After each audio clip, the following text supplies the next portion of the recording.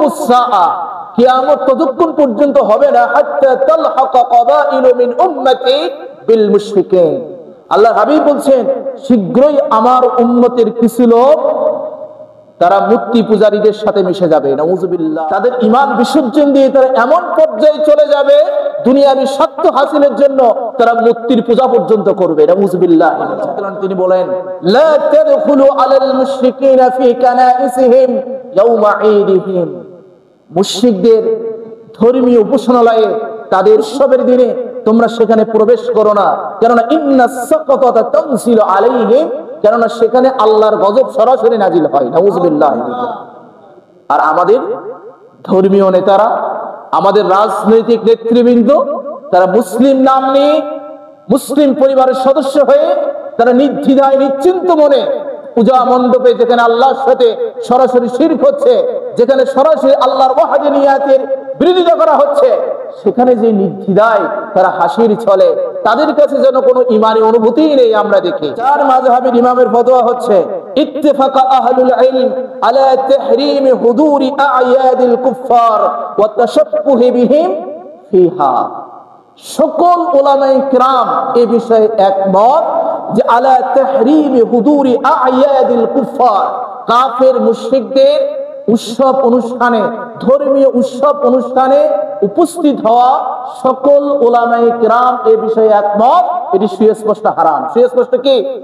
হারাম। আমি কোরআন থেকে দলিল জেনেছি, আল্লাহ রাসূলের হাদিস থেকে জেনেছি, এরপরে সাহাবাই কিরামের কওল জেনেছি, চার ইমামের কওল জেনেছি।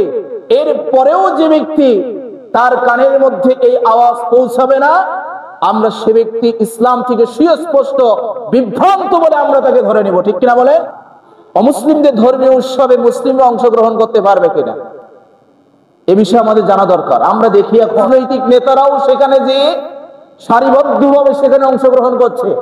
অনেক মুসলিম ইসলামী দলের নেতাদেরকেও দেখা যাচ্ছে তারা পূজা মণ্ডপে যাচ্ছে নির্দ্বিধায়। মানে এমনটাই হয়েছে, এ ব্যাপারে শরীয়তের কোনো নির্দেশনাই নেই, কিন্তু এ ব্যাপারে ইসলামের নির্দেশনা কি? আমি কোরআন এবং হাদিসের আলোকে সেটি উল্লেখ করছি। প্রথমত জানতে হবে যে এই ধরনের বিধর্মীদের উৎসবে কোন মুসলিমের অংশগ্রহণ করা, সেখানে যাতায়াত করা, হোক সে রাজনৈতিক নেতা, এবং সে যদি মুসলিম হয়ে থাকে তার ঈমানের দাবি অনুযায়ী সেখানে অংশগ্রহণ করা, উপস্থিত হওয়া সম্পূর্ণভাবে হারাম। সম্পূর্ণভাবে কি? হারাম। এখন বলবেন হুজুর দলিল দেন। আমি প্রথমে কোরআন থেকে দিব, তারপরে হাদিস থেকে দিব, চার ইমামের ফতোয়া দিব, সাহাবাই কিরামের ফতোয়া দিব। এরপরেও যদি কোনো ব্যক্তি অন্ধ থাকে, সে অন্ধ অবস্থায় সে মৃত্যুবরণ করবে। বিষয়টাকে এত হালকাভাবে উপস্থাপন করা হচ্ছে এবং এটা নরমালাইজ করার প্রচেষ্টা করা হচ্ছে। বিভিন্ন রাজনৈতিক নেতাদের পূজা মণ্ডপ পরিদর্শনের মাধ্যমে এটি সাধারণীকরণ করার চেষ্টা করা হচ্ছে, অথচ এটি সুস্পষ্ট হারাম এবং শিরকের মতো ভয়াবহ পাপকে আমাদের সমাজে সাধারণ পাপ হিসেবে উপস্থাপনের একটা ষড়যন্ত্র আমরা লক্ষ্য করছি। শিরক হচ্ছে এমন পাপ, ইন্নাল্লাহা লা ইয়াগফিরু আন ইউশরাকা বিহি ওয়া ইয়াগফিরু মা দুনা যালিকা লিমান ইয়াশা। আল্লাহ রাব্বুল আলামিন বলছেন, অন্যান্য গুনাহ আমি আল্লাহ চাইলে তোমাকে ক্ষমা করে দিব, আমি গফফার, আমি রহিম, কিন্তু তোমার আমলনামায় যদি শিরকের গুনাহ থাকে আমি আল্লাহ তোমাকে মাফ করব না। এত ভয়াবহ গুনাহ, এবং এটি হচ্ছে সবচেয়ে বড় জুলুম। আল্লাহ রাব্বুল আলামিন কোরআনের মধ্যে বলছেন, ইন্নাশ শিরকা লা যুলমুন আযীম, শিরকটাই হচ্ছে সবচেয়ে বড় জুলুম। এমনকি আল্লাহর হাবিবকে স্বয়ং আল্লাহ ডেকে বলছেন, হে নবী, লাইন আশরাকতা লা ইয়াহবাতান্না আমালুক, আপনিও যদি শিরক করতেন, আপনি নবী, আপনিও যদি শিরক করতেন তাহলে আপনার তামাম জিন্দেগীর আমল বরবাদ হয়ে যেত। নাউযুবিল্লাহ। অর্থাৎ যে ব্যক্তি শিরকের সাথে লিপ্ত থাকে, যে ব্যক্তি শিরক করে, সে হাজারো ভালো কাজ করুক, নামাজি হোক, রোজাদার হোক, দানশীল হোক, শিরকের কারণে তার যাবতীয় আমল বিনষ্ট হয়ে যাবে। নাউযুবিল্লাহ। কিন্তু আমাদের সমাজে সরাসরি আল্লাহর সাথে শিরক হচ্ছে, সরাসরি আল্লাহর ওয়াহদানিয়াতকে ইগনোর করা হচ্ছে, অমান্য করা হচ্ছে। সবকিছু দেখার পরে সেই ইমানি সাক্ষ্যদাতা মুসলিম কিভাবে সেখানে যে স্বচ্ছন্দে পূজা মণ্ডপে অংশগ্রহণ করতে পারে, এটি তো আমাদের বুঝে আসে না এটি কোন ইমানের সাক্ষ্য। সে কোন ইমানের সাক্ষ্য দিয়েছে যে ইমাম তাকে শিরকিয়াতের উপরে অনিচ্ছা তৈরি করতে পারে না। ইমাম যদি থাকে সেই ইমানই তো তাকে সেই স্থান ত্যাগ করতে বাধ্য করবে। কিন্তু আমরা দেখি না। আমরা বর্তমান সময়ে দেখছি যে মাথায় টুপি দিয়ে রাজনৈতিক নেতারা সেখানে যে অবস্থান করছে এবং শুভেচ্ছা বিনিময় করছে, মানে শিরকের সাথে কি একটা সাধারণ আপোষ আমার মনে হচ্ছে। এবং যখন যখন কোন আলেম কোন মাকরু কাজ করে, এটা ভালোভাবে বুঝবেন, আলেম ওলামাদের চলাচলও এমন ভাবে করা উচিত, কোন আলেম যখন সাধারণভাবে কোন মাকরু কাজ করে, অপছন্দনীয় কাজ করে, তখন সাধারণ মানুষ হারাম কাজে জড়িত হয়ে যায়। এটা ফোকাই কেরাম বলেছে। অর্থাৎ একজন মানুষ যখন ইসলামিক দলের নেতা যখন এই ধরনের পূজা মণ্ডপে যে হাজির হয়, তখন হাজার হাজার সাধারণ মানুষ তাদের দ্বারা বিভ্রান্ত হবে এবং তারা সেটাকে হালকা মনে করে পূজা মণ্ডপে বিধর্মীদের উৎসবে যে তারা হাজির হবে। অথচ ইসলাম এটি সুস্পষ্ট হারাম। আমরা কোন দলের অন্ধ আনুগত্য করব না। কোন দল আমাদেরকে জান্নাতে নিতে পারবে না। কোন দল আমাদের হেদায়েতের মানদণ্ড নয়, সেটি হোক ইসলামী দল বা অন্য কোন দল। আমাদের হেদায়েতের মানদণ্ড হচ্ছে কোরআন এবং সুন্নাহ। হেদায়েতের মানদণ্ড কি বলে? কোরআন এবং সুন্নাহ। সেই জন্য আল্লাহ তাআলা কোন আল্লাহর হাবিব সাল্লাল্লাহু আলাইহি সাল্লামের পরবর্তীতে কাউকেই হেদায়েতের মানদণ্ড বানান নাই কোরআন সুন্নাহ ব্যতি রেখে। তার কারণ মানুষ যে কোনো সময় বিপদে যেতে পারে, যে কোনো সময় তার রূপ পরিবর্তন হতে পারে।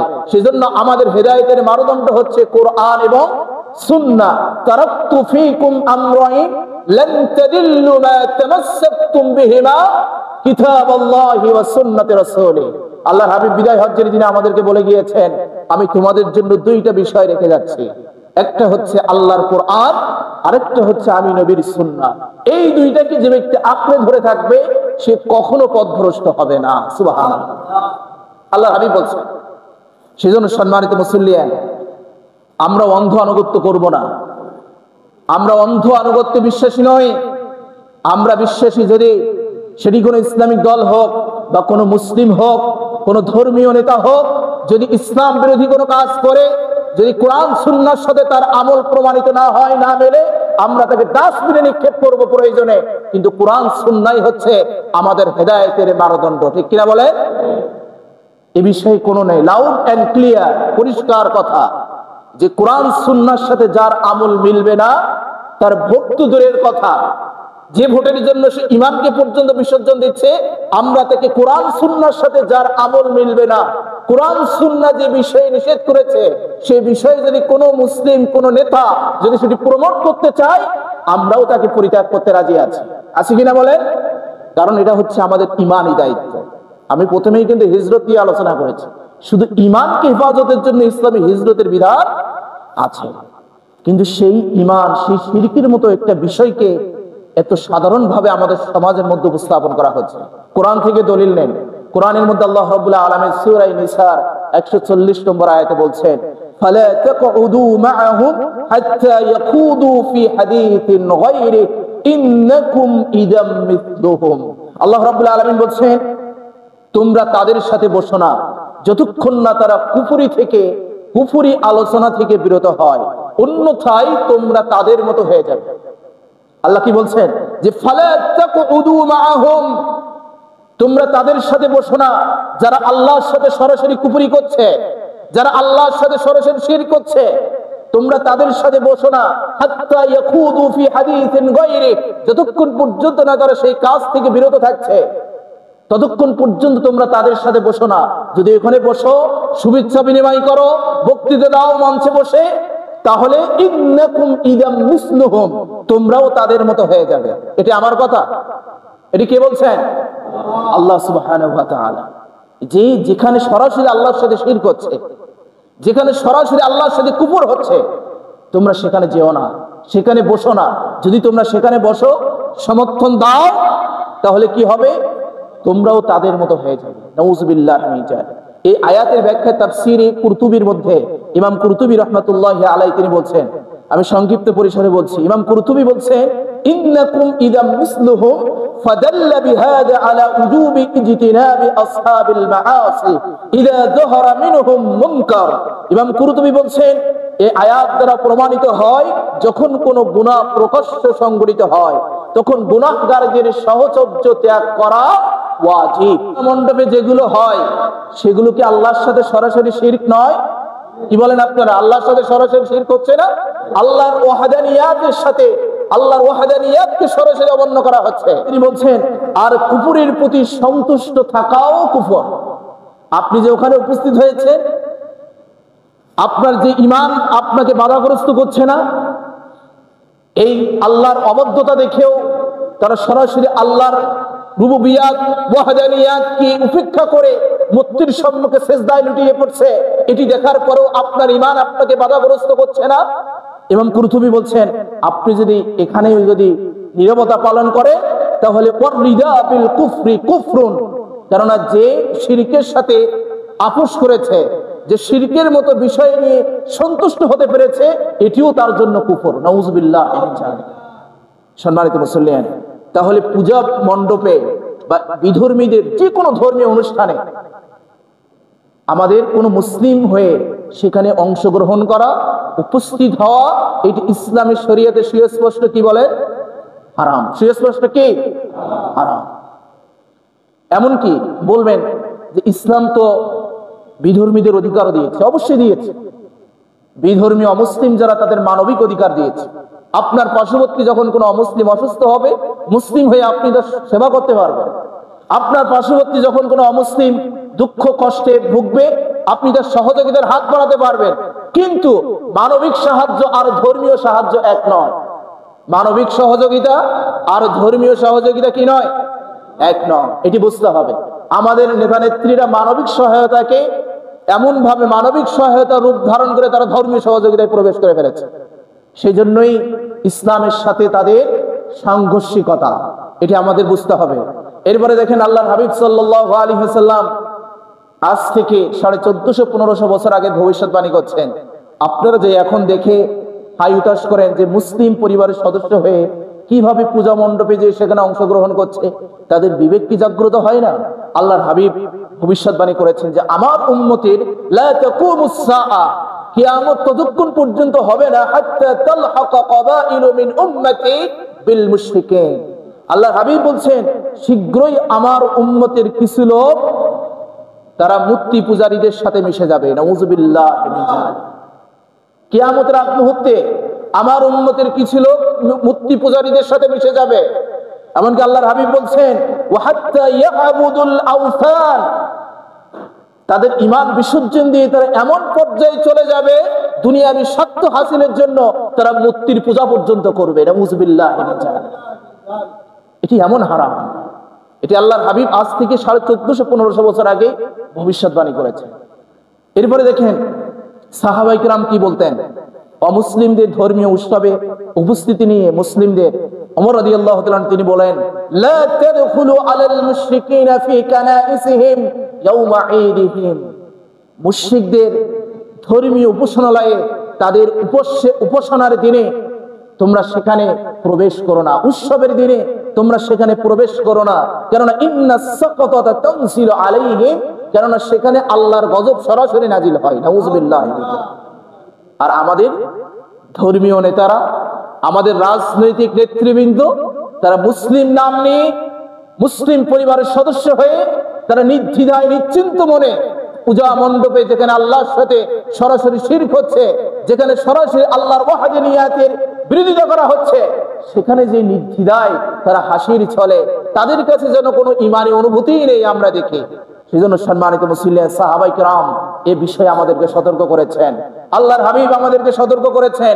শুধু তাই নয়, আব্দুল্লাহ ইবনে ওমর তিনি বলছেন মান বানা মিন বিলাদিল আআজিম ফাসানা নাইরুসাহুম ওয়া মিহরাজানহুম ওয়া তাশাব্বাহা বিহিম হাত্তা ইয়ামুত ওয়া হুয়া কাযালিক হুশরা মাআহুম ইয়াউমাল কিয়ামাহ। যে ব্যক্তি অনারব দেশে বসবাস করে তাদের নওরোজ ও মেহরাজান উৎসব পালন করবে এবং তাদের সাথে সাদৃশ্য অবলম্বন করবে, এমনকি এই অবস্থায় যদি তার মৃত্যু হয়, কিয়ামতের দিন তার হাসর নাসর ওই ব্যক্তিদের সাথেই হবে। নাউযুবিল্লাহ। এটা আব্দুল্লাহ ইবনে ওমর বলছেন যে কাফের মুশরিকদের এই অনুষ্ঠানে যে ব্যক্তি অংশগ্রহণ করবে এবং সমর্থন যোগাবে, সে যদি ওই অবস্থায় ওই হালাতেই মৃত্যুবরণ করে, তার থেকে যদি তওবা করে ফিরে না আসে, তাহলে তার হাসর নাসর তাদের সাথে হবে। নাউযুবিল্লাহ। এটা আব্দুল্লাহ ইবনে ওমর বলছেন। এবার আসুন 4 ইমামের ফতোয়া কি বলে, যে অমুসলিমদের উৎসবে, ধর্মীয় উৎসবে মুসলিমরা অংশগ্রহণ করতে পারবে কিনা। আপনারা অনেকে বলেন আমি হানাফি মাযহাবের, আমি শাফি মাযহাবের, আমি মালিকি মাযহাবের, আমি হাম্বলি মাযহাবের। 4 মাযহাবের ইমাম কি বলছেন দেখেন। 4 মাযহাবের ইমামের ফতোয়া হচ্ছে ইত্তেফাকা আহলুল ইলম আলা তাহরীম হুদুরি আ'য়াদিল কুফফার ওয়া তাশাব্বুহি বিহিম ফিহা। সকল উলামায়ে কিরাম এই বিষয়ে একমত যে আলা তাহরীম হুদুরি আ'য়াদিল কুফফার, কাফের মুশরিকদের উৎসব অনুষ্ঠানে, ধর্মীয় উৎসব অনুষ্ঠানে উপস্থিত হওয়া সকল উলামায়ে কিরাম এই বিষয়ে একমত, এটি সুস্পষ্ট হারাম। সুস্পষ্ট কি? হারাম।